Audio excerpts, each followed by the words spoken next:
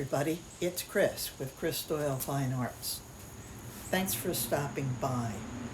You ever have a day where you just have a wild hair?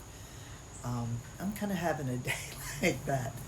i I'm getting ready for my last art festival for the year, and I thought, well, heck, let me show some of the paintings because they're not pieces that I've been showing recently. These are mostly out of my stack, not all of them. Um, but they have a real fall theme to them. And I thought, let me share these and get some feedback from folks and see what you're thinking. So, welcome to a spontaneous live art show. The first two I'm going to show you are recently. I did these towards the very end of August, beginning of September. They're from Brook Green Gardens. And we just have these majestic oaks. If you've been following me at all, you may have seen some of my posts where I walked you through what's called the alley of the oaks, and just magical. And so this painting was done plein air, and what I love about this one is as you look at it, you've got the it just made me really wonder what the years. These are uh, live oaks just draped with Spanish moss, and then under them were just clumps and clumps and clumps of caladiums. And I didn't want to go into the detail on the caladiums. I just wanted to show the pop of color because it's really interesting. They go all the way back to the 18th century, and they're just amazing. So this here, there is, if you're interested in knowing any of the pricing on these, I went ahead and in Instagram, there, if you go to my bio, it'll say Fall Live Art Show. You can pop on that page, and you can actually purchase directly from that page if you're so inclined. Now, I'm showing them framed. However, shipping has become astronomical. And so what I'm doing is I'm giving you an unframed price. If you're local in the coastal Carolina area, I'm near Myrtle Beach, then and you're interested in the framed price, just shoot me an email and I'll go ahead and give you that framed price, and we'll figure out how we deliver the painting to you. But I did a small, very light canvas to New York, and I think it was like $60 or $70, and I'm sure pricing is going up with drivers in short supply, and holiday crunch is already beginning. So pricing you're seeing, and it does say that on the sheet where you could purchase it, that it is an unframed price. So these are painted plein air, which means they're done on location, and it's on a canvas panel. It's canvas that is stretched onto a archival panel piece. So it's basically just flat. It's not like a stretched canvas on a canvas bar. But these were just such fun to paint, and I had delightful conversations. They took a long time. Number one, it was extremely hot and humid, but it just the layering and the detail and getting the impression that I wanted. Um, they took some time, and so this is Silver Oaks 1. Had some great conversations with people.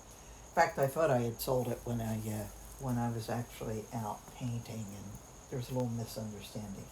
But this for the canvas panel is $650. The frame price would be a little bit above that for the frame, but that's number one. Number two is its partner across the way. This is Silver Oaks 2. This one, the tree, these arms, these limbs just seem to go on forever and ever. And you've got to remember, these trees have been through countless hurricanes. This was plantation property. And I would imagine this alley is what led up to the plantation house proper, which no longer exists at Brook Green. But can you imagine the history that they have witnessed? Naturally. So, they saw George and the Lafayette as well, I'm sure, riding underneath their limbs, and they weren't quite so massive, I would not think. So this is Silver Oaks 2, and again, it would be $650 unframed. Now the next one I have, these are from a series I did a while back, but they have such a nice fall feel to them. This is the Eno River in Durham, North Carolina, and it's a fairly shallow river with a very large riverbed, and this is kind of, I'd have to hike down into the ravine, and it was fairly steep, but there was a trail that went down that way, and then I'd spend the afternoons painting. It's funny what you remember. I can still feel the sun. I can taste the apple I would sit and have while I was painting. And I did a whole series of these. I have a collector who has taken two that are really nice pieces. So this is called Upriver Gold. This is fairly late in the fall, and you can see fall foliage. And this again is on a canvas panel, and this is Upriver Gold. And the next one I have, this was done at a campsite outside of Raleigh on the Falls Lake area. This is called Dance of the Red Leaf. And as we zoom, and it's looking more on the mirror image. I have spent lots of hours kayaking on Falls Lake. It's just a beautiful, beautiful spot. So this is Dance of the Red Leaf, and these run $575 as a canvas panel. And this is another one from Durham, North Carolina. This is actually at the Duke Gardens, the Sarah P. Duke Gardens in Durham on Duke University campus. It is a gem of a garden. It has a lot of Asian elements to it because Durham has a sister city in Japan, and I just love the way the light plays through this. Asian Gate is the title.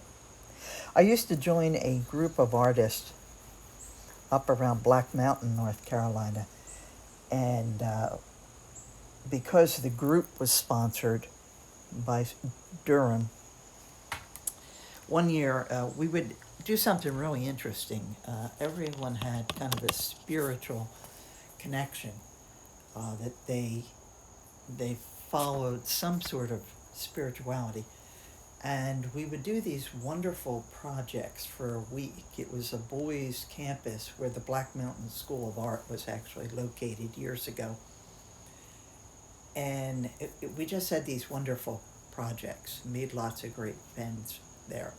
But because of the Durham connection, one year our sister city sent two women who were masters of Ikebana floral arrangements. And we had this really wonderful synergy where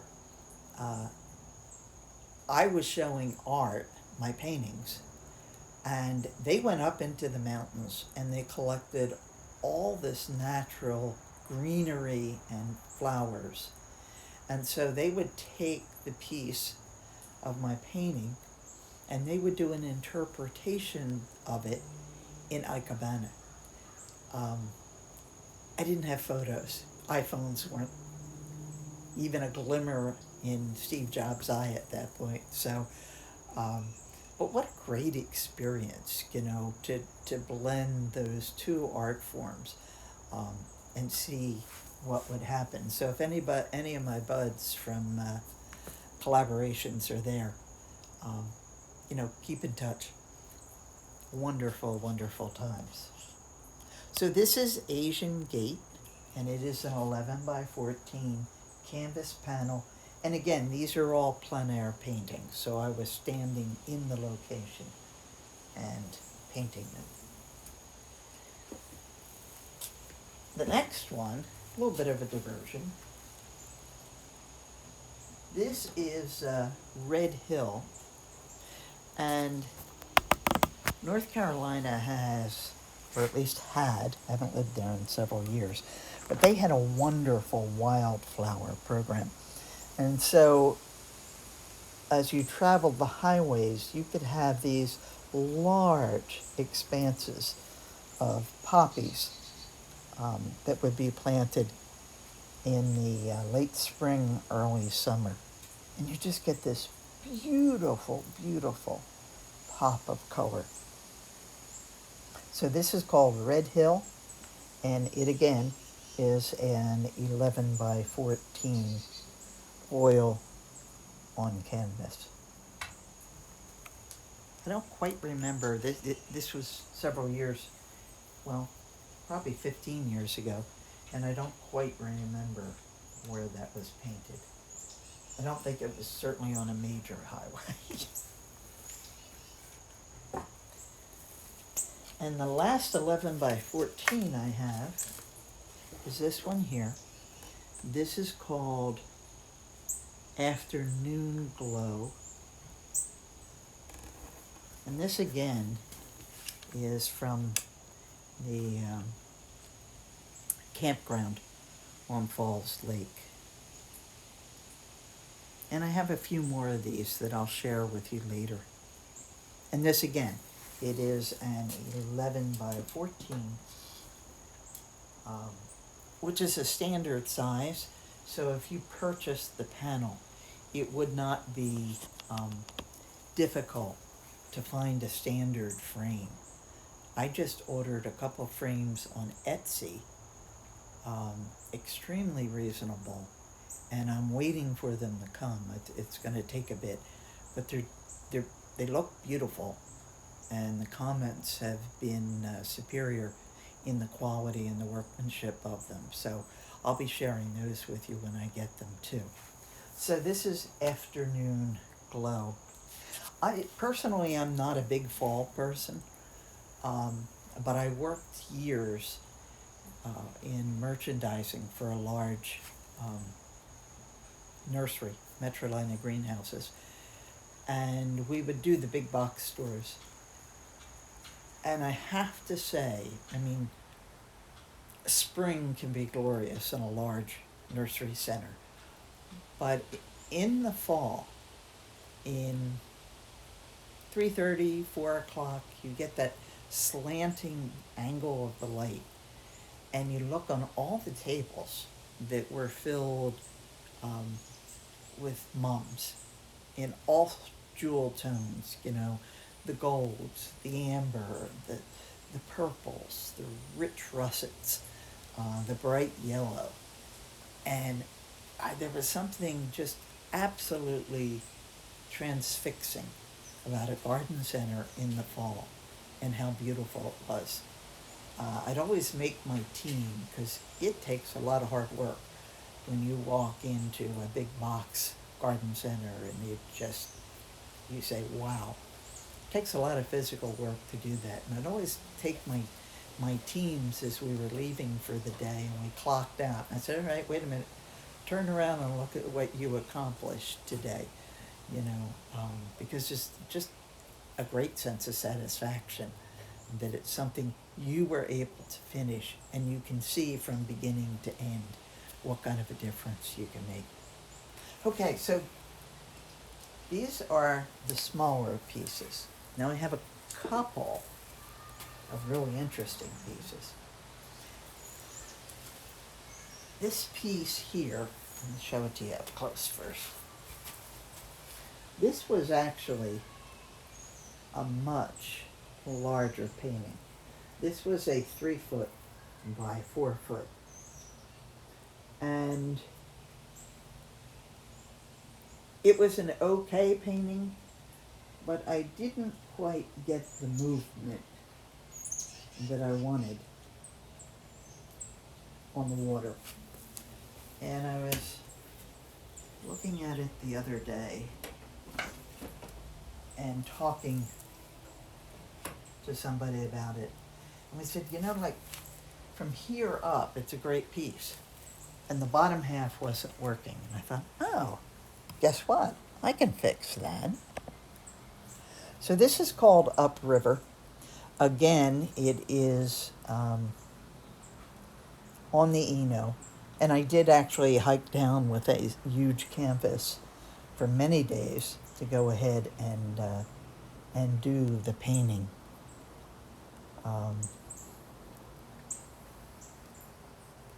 And I will show you, this is in the same location, the Upriver Gold.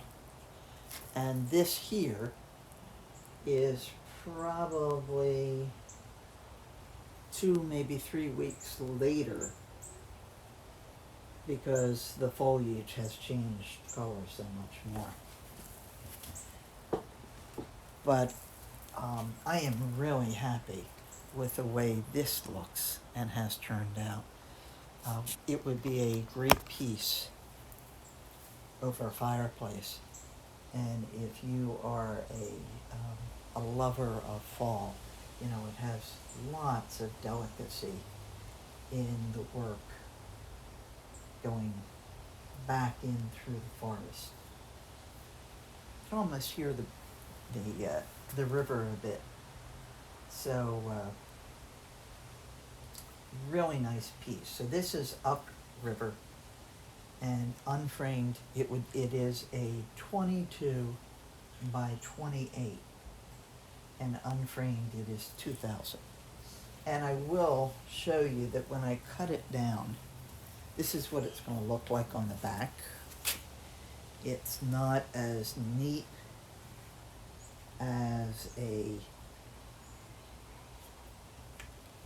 canvas that I would buy pre-stretched, or even a canvas I would stretch myself. But it's not something that you see. So again, really, really nice piece, Upriver. And one more, and this was also plein air.